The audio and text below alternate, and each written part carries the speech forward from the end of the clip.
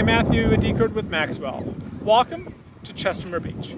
Well, actually, Anniversary Park and Beach, but most just call it the beach. The way most say it, it implies Chestermere only has one beach or water park. We have more. Shall we explore? To get the most from me, make sure to subscribe. Returning to the beach, it was redeveloped a few years ago, being transformed, which is why you might not have heard of it until recently. It now has all the amenities: contoured grass areas, a public washroom, outdoor shower, a promenade, picnic tables, a real beach with man-made drops between levels down into the lake, allowing flat areas for the kids to play on. If you're concerned about safety, the local Rotary Club has a loaner life jacket station. It does have a few issues, mostly parking related. It's simply too popular, and the beach parking itself is now mostly handicap reserved. You can pay to park across the street at the rec center, $10, or walk down the street where parking is free. Though this is the beach most people think of, this is only one of 4 of Chestermere's beaches. Just across the street is John Peake Memorial Park.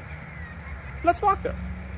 What you realize as you walk there is that the beach is close to 800 feet wide, then we're crossing the road, then into John Peake itself. Even in super speed, it takes a few minutes. It's also called the boat launch. Launching a boat was once free, no longer, and I'm actually happy. The congestion and craziness you could see on a weekend just wasn't safe. Anyways, for a Chestermere residents, the cost to register for a year of access is only $35. For non-residents launching one time, it's $45 for a boat, $35 for a Sea-Doo. If your boat has a tiny engine under 10 horsepower, it's $10. Non-motorized, it's free. On weekends and holidays, the fees increase to $65 for a boat, $55 for a Sea-Doo. And I can argue that it's cheaper than the next best option. Driving an hour plus to get to Littlebow, Glennifer Lake, Gull Lake, or elsewhere, gas, there and back. And if you spend $50,000, $100,000, $150,000 for your boat, getting an extra precious hour on the water, priceless. The time on the water is worth the extra cost. Beyond the boat launch, there's also a great park here. The entire park is over 800 feet long, with the gazebo being a central element, especially when the park hosts music fests or a firework display.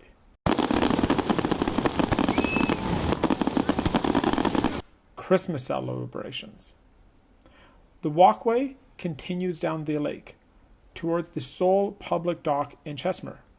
The northern part of Chestermere Lake has speed restrictions for boats, making it ideal for kayakers, paddleboarders, and other human-powered toys. I'm sure this dock sees lots of use. At the end of John Peake is the start of an extensive dog park and nature area, almost another mile long. Also at the northern end is the town center, which is helpful for many of these events.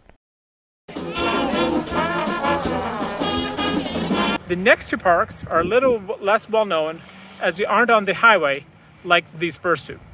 As we leave the park, you'll be able to see some of the shopping available just across the street.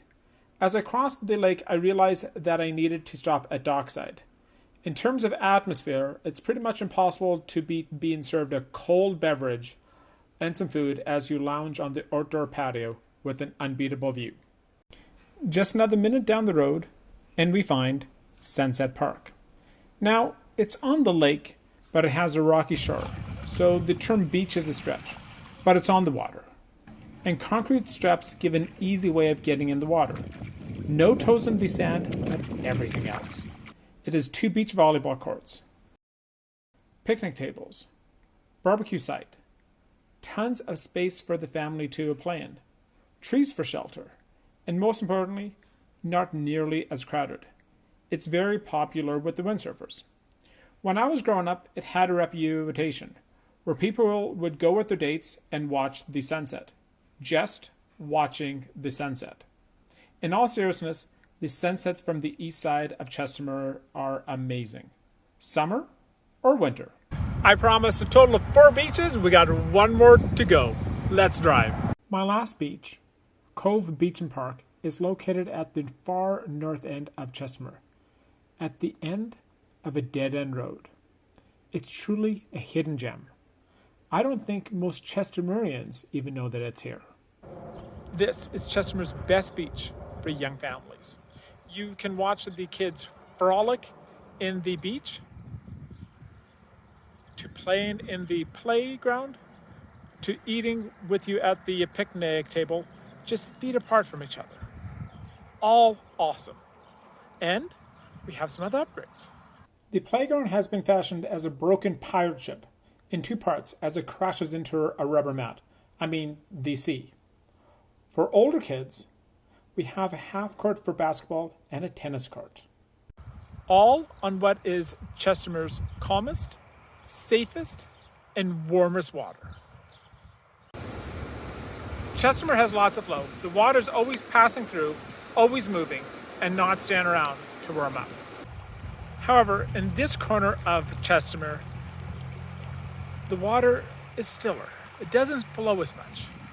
With only one little outflow, just a couple inches deep. Meaning this water stays around, stays warmer, and stays a lot calmer for the kids. I have fond memories of this beach going back decades. If you have any questions about Chestermere, beaches, homes, or real estate, I'm here to help.